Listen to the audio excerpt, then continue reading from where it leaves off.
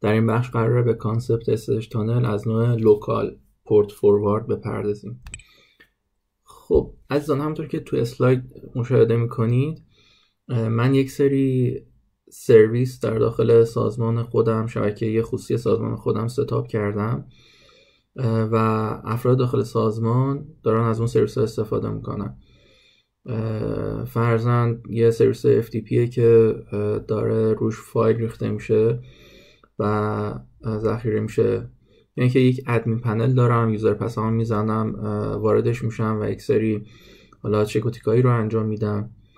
یک سرویس وب دارم که حالا یک صفحه داخلی رو داره سرو میکنه و من میتونم اون صفحه رو ببینم، یا حتی نه من یک دیوایس داخل شبکه سازمان خودم دارم، حالا یک روتر، یک سویچ یا هر دیوایسی که صرفا داره از پروتکل تلنت استفاده میکنه. خب این سرویس ها به این دلیل که داخلی هستن و افراد داخل سازمان صرفا دارن ازش استفاده میکنن، به هیچ وجه اصلا نیاز نبوده که به بیرون پابلیش بشن و از داخل اینترنت دیده بشن و کسی از اینترنت بخواد بهشون متصل بشه و ازشون استفاده کنه. بنابراین هیچ دسترسی از خارج از شبکه سازمان به این سرویس ها وجود نداره. حالا یه مواقعی پیش میاد که فورس ماژور نیازه که از بیرون به این سرویس ها متصل بشیم و یک سری کانفیگ فرزند روی اون دیوایسی که تلنت روش در واقع راه اندازی شده کانفیگی رون زده بشه، یا یک مدیری نیاز داره که اون ادمین پنل وصل بشه و از اون سرویس استفاده کنه یا از FTP استفاده کنه. خب یک سری از این سرویس ها به صورت ذاتی امن نیستن. فرضاً اون FTP امن نیست، یا اون وب سروری که داره پیج رو روش سرو میکنه داره از پروتکل HTTP استفاده میکنه، یا اون دیوایس انقدر قدیمیه که صرفاً از پروتکل تلنت داره پشتیبانی میکنه. خب اینجا چطور میتونیم به این سرویس ها که حالا موردی پیش اومده، فورس ماژور پیش اومده که بهشون وصل بشیم و ازشون سرویس بگیریم، چطور میتونیم به صورت امن با این سرویس ها ارتباط برقرار کنیم و سرویس خودمون دریافت کنیم؟ و همینطور خدمتتون عرض کردم این سرویس ها اصلا به صورت کلی به بیرون هم پابلیش نشدن. خب SSH تانل میاد وسط و میگه من مشکل رو براتون حل میکنم. SSH تانل میگه حالا که نیاز داری که به این سرویس ها متصل بشی و ازشون سرویس بگیری یا به اون ادمین پنل وصل بشی، یوزر پس رو بزنی، عملا چون ادمین پنل حالا داره از پروتکل HTTP استفاده میکنه یا اون تلنت، به صورت ذاتی امن نیست. شما هر دیتایی رو ارسال میکنید رو بستر اینترنت برای اتصال به این سرویس ها به صورت کلیر تکست داره اتفاق میفته.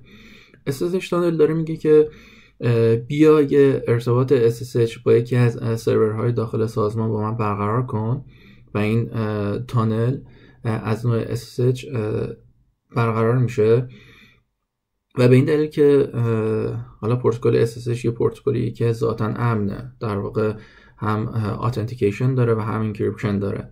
میگه من هر دیتایی رو تو نیاز داشته باشی، هر سرویسی که نیاز داشته باشی که باشه ارتباط برقرار کنی، بیا اون ترانسفر دیتا تو از داخل SSH عبور بده و از پروتکل SSH استفاده کن. من هم اتنتیکیشن دارم ابتداً برای ارتباط با اون سرور SSH، هم که میتونم دیتا تو رو انکریپت کنم. خب چطور این اتفاق میفته؟ همین SSH تانل میاد میگه بیا یک ارتباط SSH برقرار کن با این ساختار دستوری، SSH بزن به یکی از سرورهای داخل سازمان خودت که دست داری. مثلا همچنان که ملاحظه میکنید اینجا روی فایرمال ما صرفاً پروتکل SSH رو بهش پرمیشن یا اکسس دادیم و هیچ پروتکل دیگه ای اصلا مجوز ورود نداره و برای برقراری این ارتباط امن همین کافیه. طبق این ساختار دستوری SSH میاد میگه یک ارتباط SSH با من برقرار کن با سرور SSH داخل سازمان. SSH سرور. بعد که ارتباط برقرار شد بیا به من بگو که چطور در واقع بیا به من بگو که به چه سرویسی داخل سازمان میخوای متصل بشی، اون رو بایندش کن روی در واقع یک ساکتی، یک پورتی روی لوکال هاست خودت. یعنی به این صورت اتفاق میفته که بعضی که اون ارتباط SSH برقرار میشه یک پورتی به دلخواه تخصیص داده میشه و تمام ترافیک که قرار با سرویس مقصد داشته باشیم میاد روی لوکال هاست شما و پورت 8080 و این بایندینگ با سرویس مقصد، حالا سرویس مقصد میتونه تلنت باشه، اون FTP باشه یا اون ادمین پنل باشه یا هر سرویس دیگه ای فرق نمیکنه، این بایندینگ اتفاق میفته و از این به بعد این ارتباط از داخل تانل SSH عبور میکنه و تمام دیتایی که رد و بدل میشه ترانسفر میشه به صورت اند و انکریپت شده اتفاق میفته. کلیات کار SSH تانل همین هست که خدمتتون عرض کردم و حالا اینجا یه سری ملاحظات امنیتی وجود داره. خب گفتم خیلی فورس ماجور این اتفاق داره میفته و نیاز هست که حالا یک سری ملاحظات امنیتی هم اینجا دیده بشه. یکی این که خب برای برقراری به خود این سرور SSH نیاز هست که حالا همیشه گفت بهتر است که این پورت SSH رو اینجا تغییر بدیم. یعنی به جای اینکه ما از 2222 استفاده کنیم بیایم یه پورت دیگه رو بهش تخصیص بدیم تا یک لول امنیت رو بیشترش کنیم. دو اینکه برای ارتباط با این سرور SSH بهتره که از اتنتیکیشن PKI استفاده کنیم و حالا اون زوج کلید رو ایجادش کنیم و یک لول دیگه امنیت رو بالا ببریم. مورد بعدی این که به هر شخصی در واقع این دسترسی داده نشه. حالا میشه گفت که یه سری افراد داخل سازمان صرفاً به یک سری سرویس‌های خاص دسترسی دارن. فرضاً شاید حالا یک فردی، یک برنامه‌نویسی از داخل سازمان صرفاً به سرویس گیت دسترسی داشته باشه و اگر بیایم این ارتباط، یعنی این مجوز برقراری ارتباط SSH رو با حالا کلاینت خودش یا سرور خودش بهش بدیم، خیلی راحت با این طریق یعنی SSH تانل میتونه وصل شه و اون بایندینگ پورت داخلی خودش با اون سرویس داخل سازمان رو انجام بده و به اون سرویس هایی که نباید دسترسی داشته باشه دسترسی پیدا میکنه. به همین دلیل که خب باید ببینیم این مورد هم به هر کسی این دسترسی داده نشه و همین این موارد امنیتی هم حالا برای این کانسپت باید رعایت بشه. کلیات بحث SSH تانل از نوع لوکال فوروارد همین بود. حالا ما تو بخش بعدی میریم یک سناریو عملی با هم میبینیم. حالا من سعی میکنم تو اون سناریو عملی این بحث در واقع حالا هم فایروالینگ رو بهتون نشون بدم که صرفاً پورت 22 یا هر پورت دیگه ای که حالا شما برای SSH در نظر گرفتین رو ببینید باز میکنم و همین که حالا روی اون سرویس انتهایی یا اون سروری که حالا FTP روش داره اتفاق میفته یا ریموت دسکتاپ یا اون HTTP داره سرو میشه بهتون نشون میدم که اون ارتباط با اینترنت نداره، اصلا به صورت کلی به بیرون اصلا پابلیش نشده. بریم تو بخش بعدی با هم دیگه سناریو عملی رو ببینیم و با کلیات این بحث بیشتر آشنا بشیم. خب دوستان، تو این سناریو من 2 تا سرویس داخل سازمان خودم دارم، HTTP و RDP که داخل سازمان من هستن و پیج عنوان اینترنت ندارن و به سمت بیرون پابلیش نشدن و روی فایروال هم که حالا یه IP ولید یا IP پابلیک میشه گفت که روی فایروال هم دارم و فقط ترافیک SSH رو بهش مجوز ورود دادم. قراره که با هم یه SSH تانل بزنیم به سمت SSH سرور که اینجا من این سرور رو به عنوان SSH سرور در نظر گرفتم و همچنین روی همین سرور سرویس HTTP رو بالا آوردم. یک کانکشن SSH بین SSH سرور برقرار می‌کنی و از طریق SSH سرور بعد از برقراری اون تانل میتونیم به هر یکی از سرویس‌های داخل سازمان کانکشن بزنیم و با اون سرویس ارتباط برقرار کنیم. همونطور که تو بخش تئوری هم روی اسلایدها بهتون نشون دادم، این ساختار دستوری استفاده میشه که بتونیم از طریق اون SSH تانل از نوع لوکال پورت فوروارد بزنیم.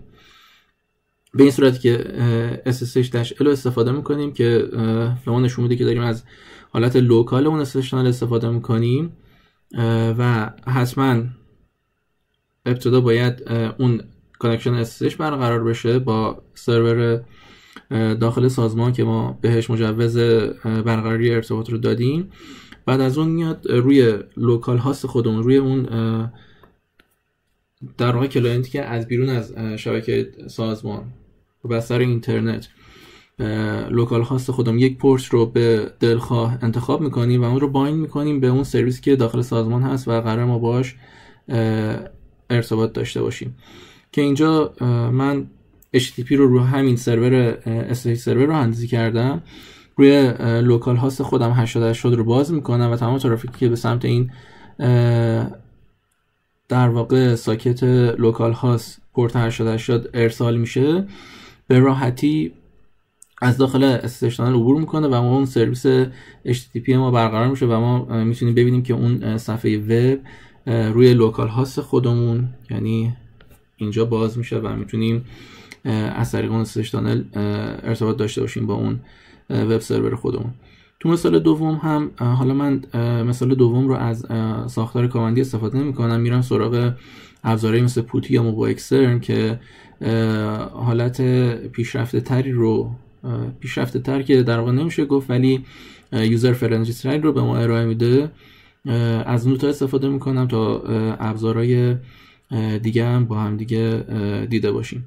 حالا تو اون ابزارها من میام از حالا پوتی یا موبا اکسترن استفاده میکنم، اونجا پورت 3333 لوکال هاست خودم رو بایندش میکنم به یک دیویس که بعد از اون بتونیم این RDP که روی این سرور راه اندازی کردم از طریق اون SSH تانل با هم دیگه ببینیم. بریم سراغ کانفیگی که من انجام دادم. خب دوستان، من از پلتفرم ابری ابرویراک استفاده کردم تا سناریون یه مقدار واقعی به نظر برسه. من اومدم توی لیست شبکه ها یک شبکه لایسه‌ای بر خودم ایجاد کردم تحت عنوان پرایوت نتورک. اگه توی دیتیلش برم، خب تو این بخش یه آی پی پابلیک بهم تخصیص داده شده که حالا روی فایلوار یا میشه گفت که فایلوار روتری رو بهم ارائه داده و این آی پی پابلیک رو اون ست کرده. رو بخش فایروال V4 همونطور که میبینید کلا تو بخش ورودی ها من فقط پورت 2222 رو برای SSH باز کردم و تو خروجی ها هیچ دسترسی به هیچ کدوم از اون سرویس های داخل شبکه هم ندادم و ابرک های هم که به این شبکه متصل، یعنی شبکه داخلی هم متصله، یکی ویندوز کلاینت هست، یه دونش هم SSH سرور. که حالا تو لیست ابرک ها که بریم، من این دوتا ابرک رو اینجا ساختم. روی SSH سرور سرویس SSH رو اکتیو و اینیبل کردم و همینطور یه انجینیکس بالا آوردم که بعد از برقراری SSH تانل بتونیم SSH تانل با همین سرور بتونیم اون سرویس وب رو ببینیم و توی سناریوی بعدی هم بعد از برقراری SSH تانل با این سرور به راحتی میتونیم با RDP که روی این ویندوز سروری که من اینجا نصب کردم و RDP روش فعال کردم باش ارتباط برقرار کنیم و اون سرویس رو هم با هم دیگه ببینیم. خب تو بخش اول میریم سراغ کامند لاین و از این ساختار استفاده میکنیم این دستور داره SSH تانل رو برام راه اندازی میکنه که ابتدا به اون سرور SSH ما روی این آی پی پابلیک SSH میزنه روی پورت 2222 و در نهایت لوکال هاست ما روی 8080 رو بایند میکنه به اون سروری که وب سرور ما روش راه اندازی شده. بعد از زدن اینتر خب این کانکشن SSH برقرار شده و ما اینجا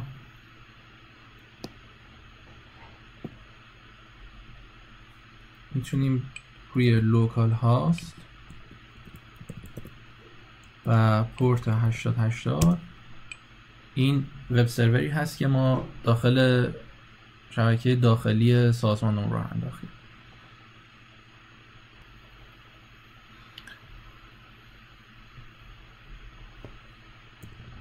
و من اگه اینجا یه پینگ 4 تا 8 بگیرم می‌بینید که این سرور به طور کلی اصلا دسترسی به اینترنت نداره و به بیرون هم پابلیش نشده.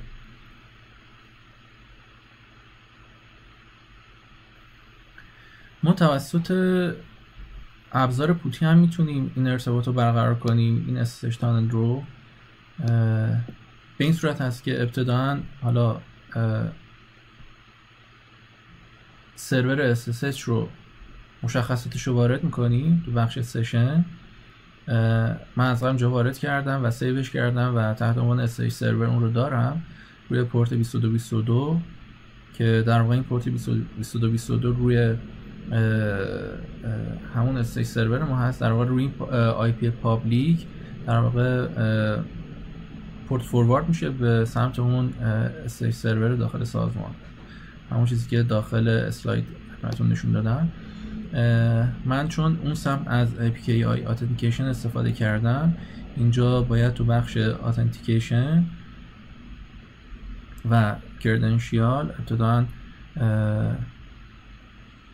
پابلیکی خودم رو انتخاب کنم و برای اینکه اون تانل برقرار بشه باید بیایم داخل همون زیر مجموعه Authentication تانل. اینجا یه بخشی داره که ما میتونیم لوکال رو انتخاب کنیم برای SSH تانل و بخش دستینیشن آی پی مقصد رو وارد میکنیم که 100 بود و پورت 80 و بخش سورس پورت هم میتونیم یک پورت به انتخاب خودمون. من تو بخش کامند لاین 8080 رو انتخاب کردم، اینجا میتونم 9090 رو انتخاب کنم. بعد از اینکه اوپن رو میزنم این در واقع کانکشن اینجا برقرار میشه و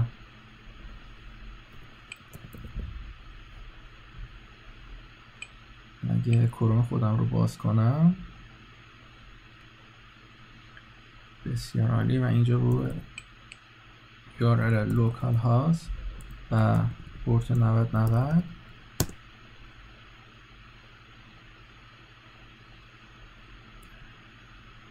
این ارتباط برقرار شده.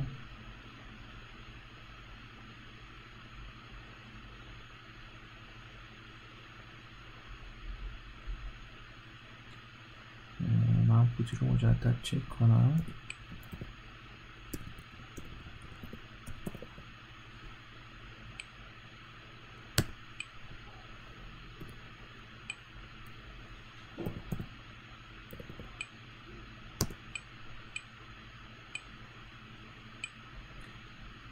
Smart server load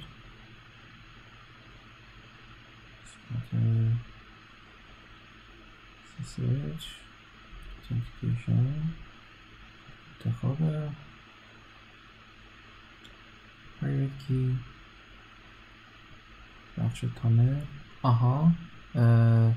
موردی که اینجا من فراموش کردم این بود که باید حتما روی اد کلیک میکردیم تا بتونیم این لوکال پورت فوروارد رو برای SSH تانل اد کنیم.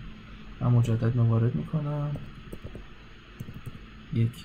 180 همون پورت دفاع 9090 اینجا روی اد باید حتما زده بشه تا این ذخیره بشه و در نهایت اوپن. یوزر.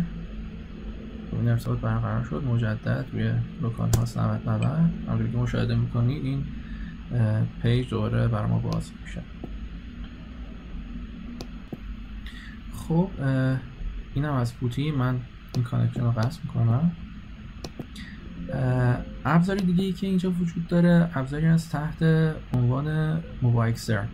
این ابزاری است که میتونیم ازش استفاده کنیم و یه بخش جالبی داره تحت عنوان تانلینگ. حالا از این ابزار میتونیم برای این منظور که پروتکل های SSH، تلنت، RDP، VNC در واقع کلاینت این سرویس ها هست و میتونیم از این موبایکسر اونجا استفاده کنیم. و حالا مورد جالب دیگه هم که وجود داره میتونیم از بخش سرورها یک سری امکانات به ما میده که میتونیم این پروتکل ها رو به عنوان سرور هم توی این برنامه راه اندازی کنیم. همون چیزی که ما اینجا نیاز داریم بخش تانلینگ هست که یک شماتیک UI بیسی به ما میده برای بخش SSH تانل. حالا من قبلا اینو ساختم. شما میتونید اینجا نیو SSH تانل بزنید. حالا من همین SSH تانلی که اینجا هست رو ادیت میکنم. خب تو این بخش من میخوام SSH تانل رو به گونه‌ای کانفیگ کنم که بتونم به سرور دوم که RDP روش فعال هست دست داشته باشم. اینجا پورت 33 رو انتخاب میکنم و همونطور که میبینید ابتداً باید این کانکشن SSH برقرار باشه با IP پابلیکی که ما اون سمت داریم و حالا این یوزرمون هست و پورت 2222 که داره لسن میکنه.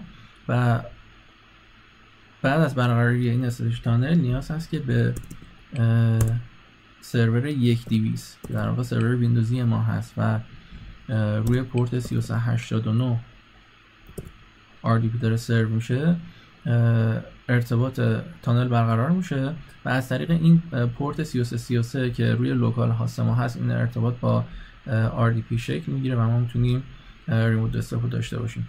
من سیو میکنم. دوستان همونطور که میبینید از این بخش میتونید در واقع پرایوت کی اون کانکشن SSH رو بهش بدین تا در واقع پسورد لس بتونید به اون SSH سرور متصل بشید. من پلیش میکنم، اینیبلش میکنم. خب این کانکشن الان باید برقرار شده باشه. من RDP خودم رو باز میکنم، کلاینت RDP رو روی لوکال هاست پورت 3333 و کانکت. همطور که ملاحظه کنید کانکشن برقرار شد. یوزر نیم و پسورد.